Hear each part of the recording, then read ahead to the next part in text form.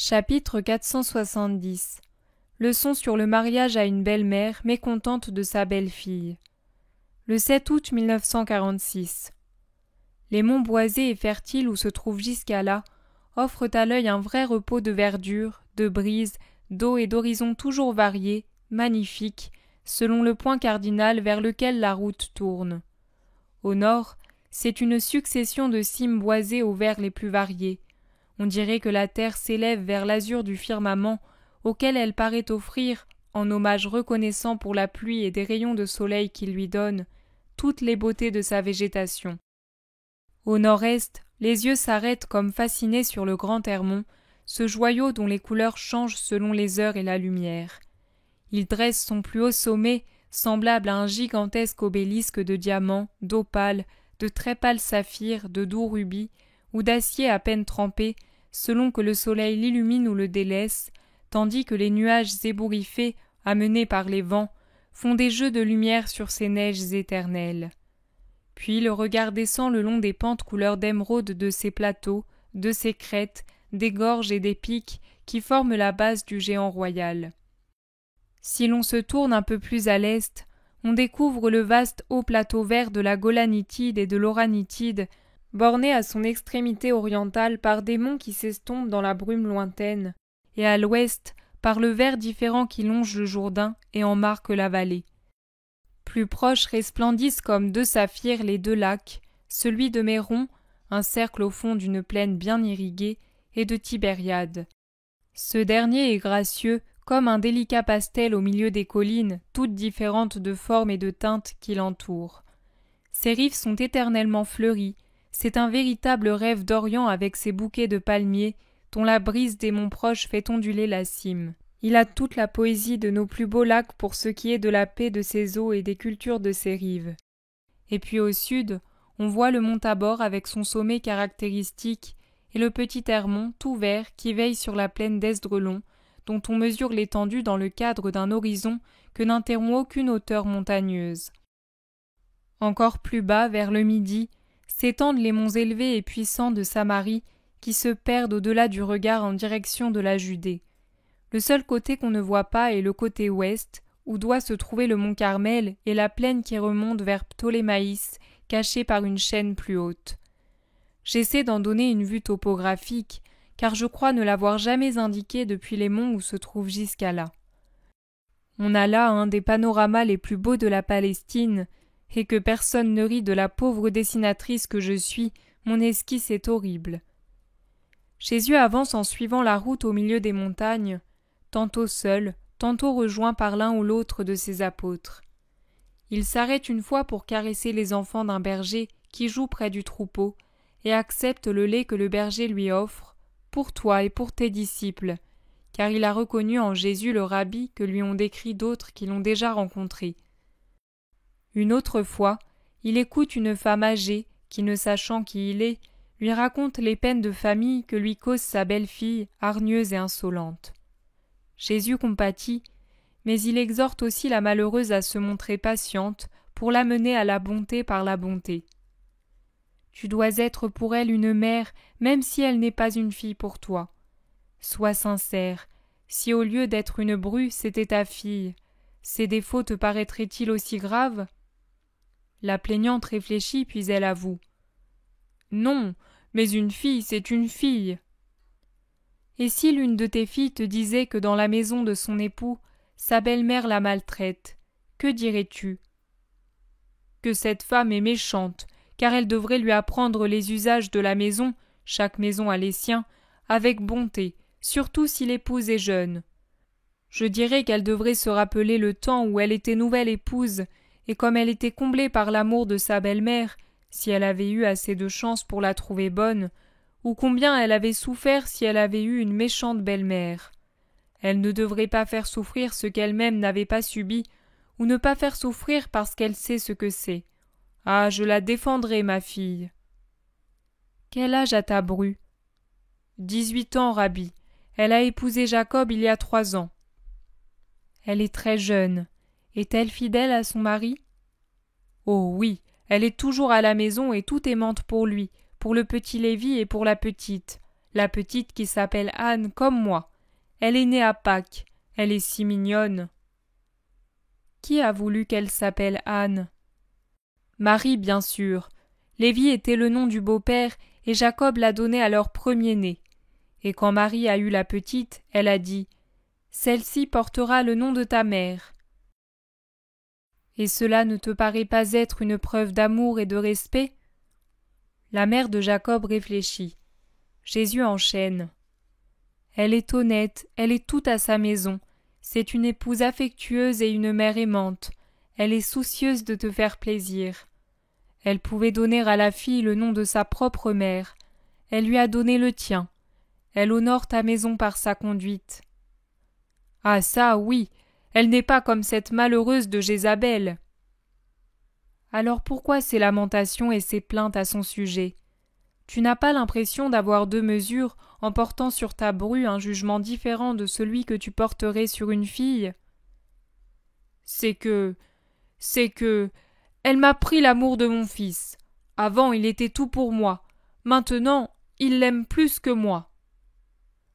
L'éternelle véritable raison des préjugés des belles-mères déborde finalement du cœur de la vieille femme en même temps que les larmes de ses yeux.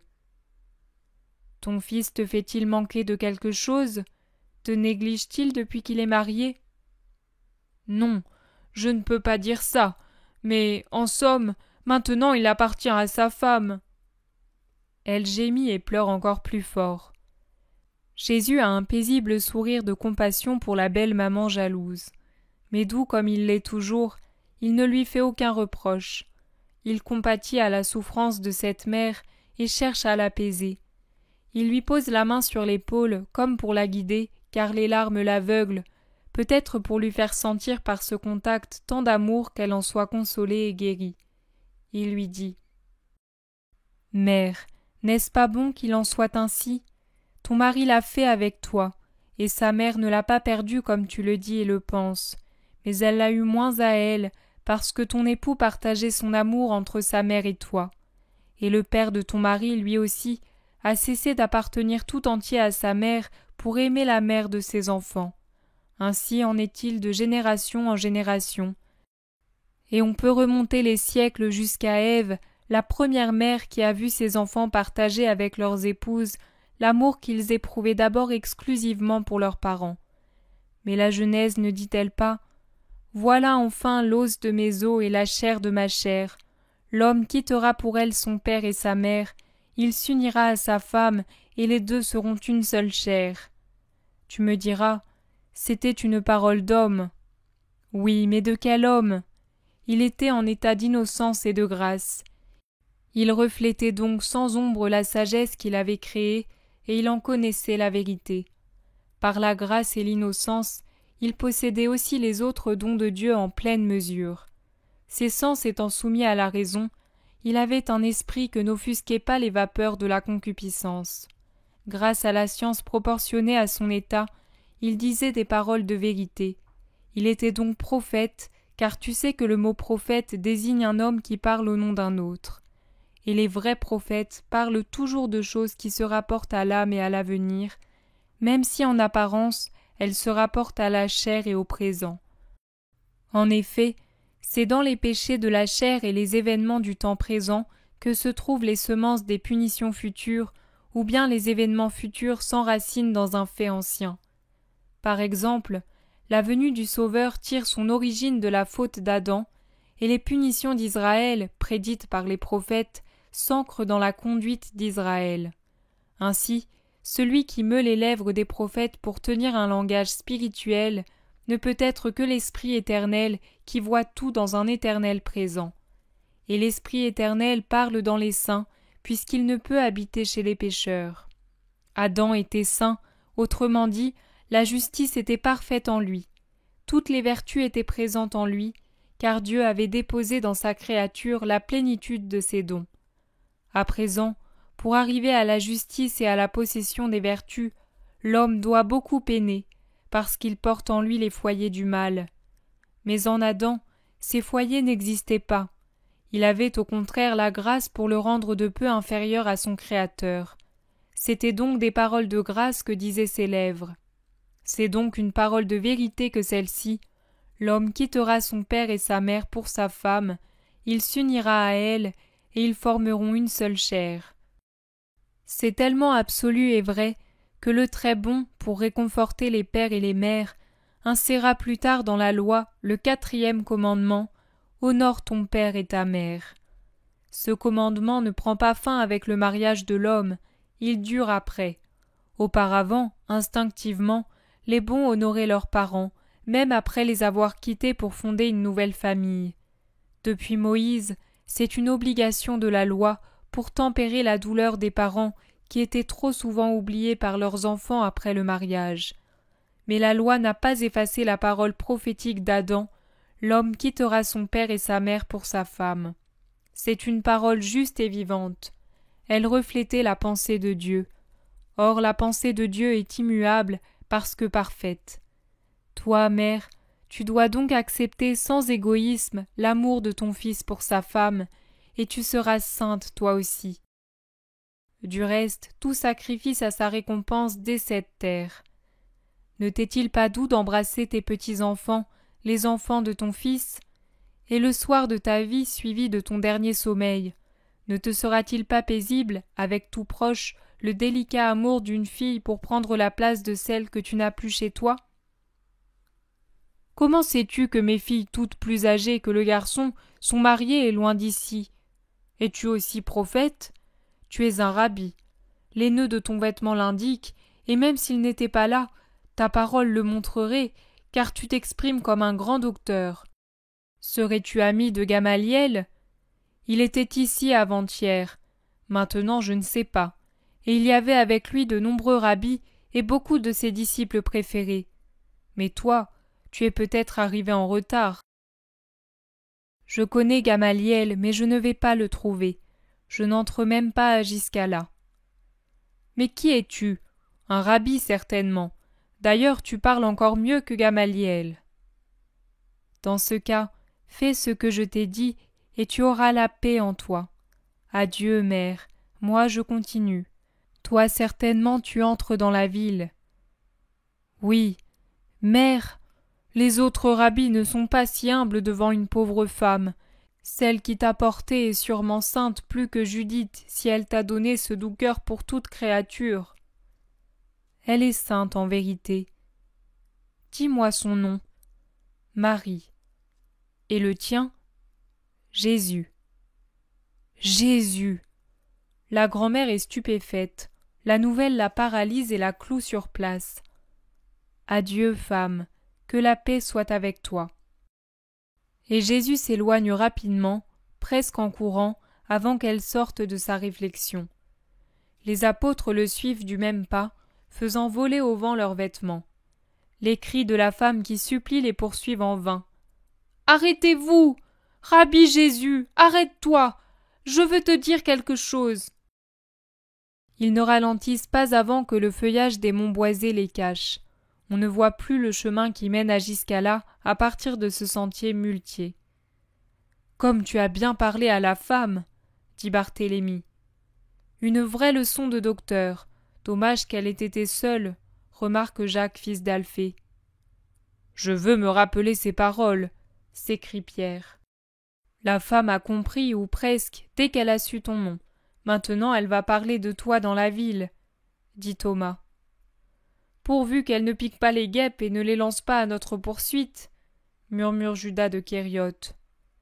Nous sommes loin à présent. On ne laisse pas de traces dans cette forêt et nous ne serons pas dérangés, dit André optimiste. Et même si nous l'étions, c'est la paix dans une famille que j'ai reconstruite, répond Jésus à tous. Voyez comme elles sont, toutes pareilles les belles-mères, lance Pierre. Non, nous en avons connu de bonnes. Tu te souviens de la belle-mère de Jérusa de Doko et la belle-mère de Dorca à Césarée de Philippe? Mais oui, Jacques, il y en a quelques-unes de bonnes, reconnaît Pierre, mais il pense certainement que la sienne est une plaie. Arrêtons-nous ici et dînons. Nous nous reposerons ensuite pour arriver à la nuit au village de la vallée, ordonne Jésus. Il s'arrête dans une petite cuvette de verdure qui ressemble à l'intérieur d'une grande coquille émeraude incrustée dans la montagne et ouverte pour accueillir les pèlerins dans sa paix. La lumière est douce malgré l'heure, à cause des arbres hauts et robustes qui forment une voûte bruissante au-dessus du pré. La brise qui court sur les montagnes adoucit la température. Une petite source fait courir un filet argenté entre deux rochers sombres, et elle chante doucement en se perdant parmi les herbes épaisses. Elle s'est creusé un lit minuscule, d'une main de large, recouvert par les herbes de la rive qui ondulent au vent léger. Par une petite cascade, elle descend ensuite à l'escarpement situé plus bas. L'horizon encadre entre deux troncs puissants et une échappée brumeuse lointaine dans la direction des monts du Liban. C'est un spectacle merveilleux.